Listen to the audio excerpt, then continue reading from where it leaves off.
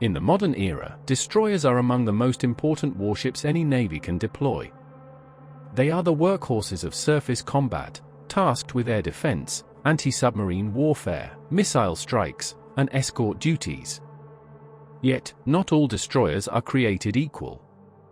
Today, we'll compare three of the world's most significant modern destroyers, representing the United States, the United Kingdom, and China, and ask a critical question. If these warships were to face each other in conflict, how would they measure up? And what do they reveal about the naval strategies of their nations? On one side, the Arleigh Burke-class destroyer, the backbone of the US surface fleet. Opposing it, the Type 45 destroyer of the Royal Navy, optimized for fleet air defense. And then, China's Type 055 Renhai-class, a massive destroyer-cruiser hybrid that challenges traditional ideas about surface combatants. Each represents a unique approach to naval warfare, shaped by doctrine, history, and industrial capacity. Let's begin with the destroyer that has defined modern surface combat for the last 3 decades. The Arleigh Burke-class guided missile destroyer has been the backbone of the United States Navy's surface fleet since the early 1990s. Designed around the Aegis combat system, it was built to face multiple threats across the air, surface, and undersea battlespace. Over time, the class has been steadily modernized and expanded. Today, it exists in several variants known as flights, with the latest Flight 3 ships carrying the most advanced radar and sensors ever installed on a destroyer. Displacing roughly 9,000 to 9,300 tons, measuring around 155 meters in length, and powered by 4 gas turbines capable of speeds in excess of 30 knots, the Arleigh Burke is a large and highly versatile warship. It can operate independently on long deployments, or form a core escort within a carrier strike group. The ship's real strength lies in the Aegis combat system. On the newest Flight 3 vessels, this system is centered on the AN/SPY-6 radar. This integrated sensor and fire control network can track hundreds of targets at the same time, ranging from aircraft and cruise missiles to ballistic missile threats, and engage them with a high degree of accuracy. Arleigh Burke destroyers also carry a substantial number of vertical launch cells, typically between 90 and 96 Mark 41 cells. These cells are loaded with a flexible mix of weapons, including standard missiles such as the SM-2 and SM-6 for area air defense and ballistic missile defense, Tomahawk cruise missiles for long-range land attack, and ASROC anti-submarine rockets for engaging undersea threats. A pair of MH-60 Romeo Seahawk helicopters greatly extend the ship's reach, particularly in anti-submarine and surface warfare roles. Torpedo tubes and the 5-inch rapidly firing naval gun provides additional firepower at closer ranges.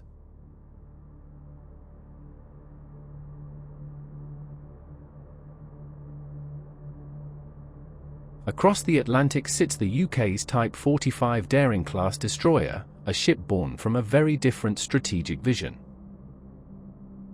Less numerous and smaller than the Arleigh Burke, the Type 45 displaces around 7,300 to 8,500 tons, and measures about 152 meters in length, noticeably lighter and more compact than the other destroyers we're taking a look at today.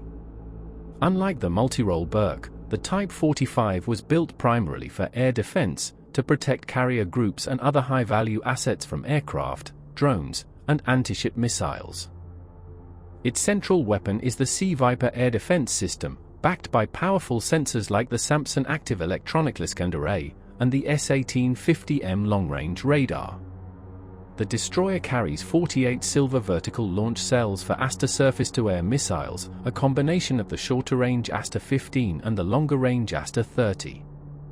These have excellent accuracy and can deal with fast-maneuvering aerial threats. Short-range defense systems, close-in weapons, and an embarked helicopter, typically a Merlin or Wildcat, round out its defensive and anti-submarine capabilities. The Type 45's design is elegant and highly modern, incorporating integrated electric propulsion for reduced acoustic signatures and impressive agility. However, its mission specialization means it is less versatile than the Arleigh Burke.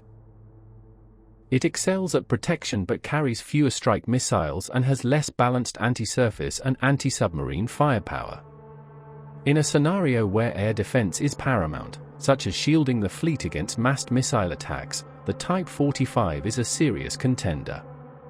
But against surface strike missions or deep land attack, it lacks the breadth of capabilities of its American counterpart.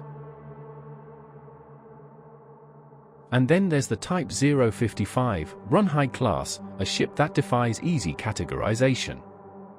Built for the Chinese People's Liberation Army Navy, this vessel is significantly larger than either the American Arleigh Burke or British Type 45, clocking in at around 12,000 to 13,000 tons and stretching roughly 180 meters in length. Some analysts even compare the Type 055 more to a cruiser than a traditional destroyer because of its sheer size and firepower. With 112 vertical launch system cells, it has the largest missile magazine among modern destroyers. These cells can accommodate a wide array of weapon types: long-range surface-to-air missiles, anti-ship cruise missiles, land attack weapons, and anti-submarine rockets. The ship's sensors include powerful AESA radar arrays and integrated suites designed to detect and track threats across air, surface, and subsurface domains. Its helicopter facilities support 2 rotorcraft, allowing extended reach for anti-submarine operations and reconnaissance. The plan envisions the Type 055 as a multi-mission destroyer, capable of fighting independently or as part of a carrier strike group. Its large VLS capacity and modular design allow it to carry both offensive and defensive missiles in numbers that exceed most Western designs. In some wargame simulations, a lone Type 055, especially when networked with unmanned systems, might weather engagements that would overwhelm older destroyers, though real combat scenarios are far more complex than exercises. Now let's look at the business end: missiles, guns, and defensive systems. The Type 055 leads the pack, having 112 vertical launch cells, offering enormous magazine depth and flexibility. This allows Chinese commanders to tailor loadouts for air defense, long-range strike, anti-ship assaults, and anti-submarine warfare, all at once. The Arleigh Burke typically carries only 90 to 96 Mark 41 VLS cells, slightly fewer but integrated into a proven networked warfare system, with ballistic missile defense and long-range strike capability. The British Type 45 has fewer launchers, around 48 silver cells, focused mainly on high-end anti-air combat rather than deep strike or anti-ship barrages. In raw numbers, China's Type 055 has a volumetric edge, but missile effectiveness depends on software, sensors, fire control, and integration into a wider fleet network. All 3 ships carry a main naval gun, typically a 127 to 130 mm gun, but in the missile era these guns are secondary tools for only used seldomly in surface engagements and shore support. Close-in weapon systems, decoys, and electronic warfare suites are critical for dealing with incoming missiles and small craft at close range. Each design approaches close-in weapon systems differently, with the Type 055 blending high-rate guns and missile defenses, the Arleigh Burke combining phalanx or CRAM systems with layered network defense, and the Type 45 relying on its advanced radar and Aster missile suite to neutralize threats before they come too close. A warship's power comes not just from its weapons, but also from how it sees and shares information. The Arleigh Burke's Aegis system and radar are often cited as benchmarks for integrated air and missile defense, capable of tracking and engaging multiple simultaneous threats and linking with other ships and aircraft to form a coordinated shield. The Type 45 Samson radar gives it excellent air picture accuracy, making it a formidable defender against saturated air attacks, though its networking with Allied ships is generally NATO-centric rather than global.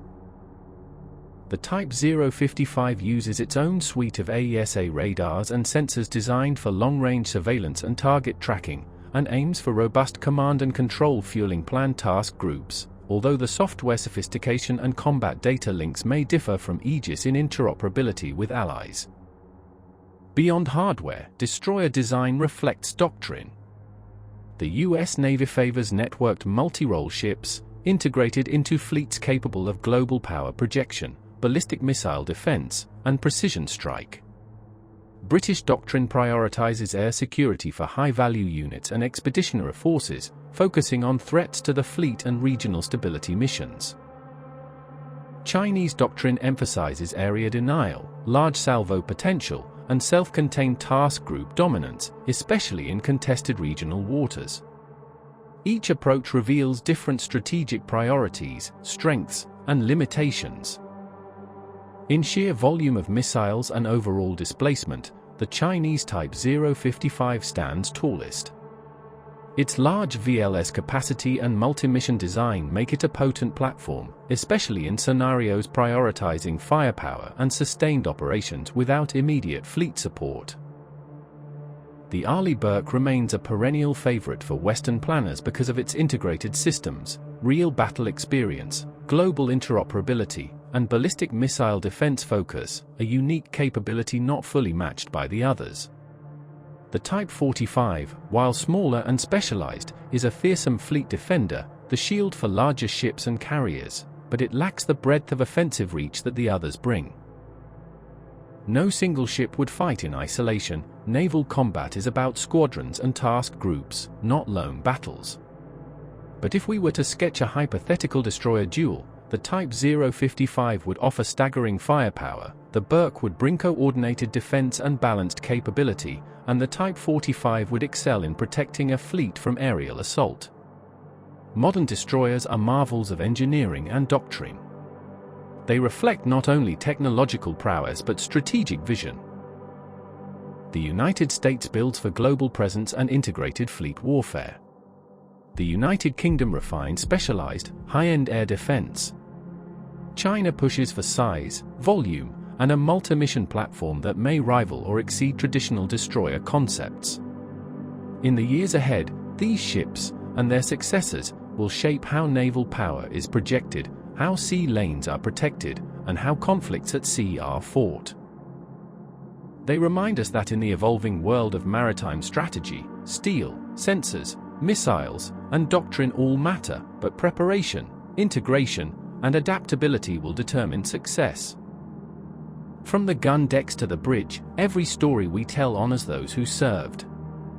If this tale made you feel the salt and steel of history, give it a like, and if you're not yet part of our channel's convoy, subscribe and join the ranks. More powerful stories await.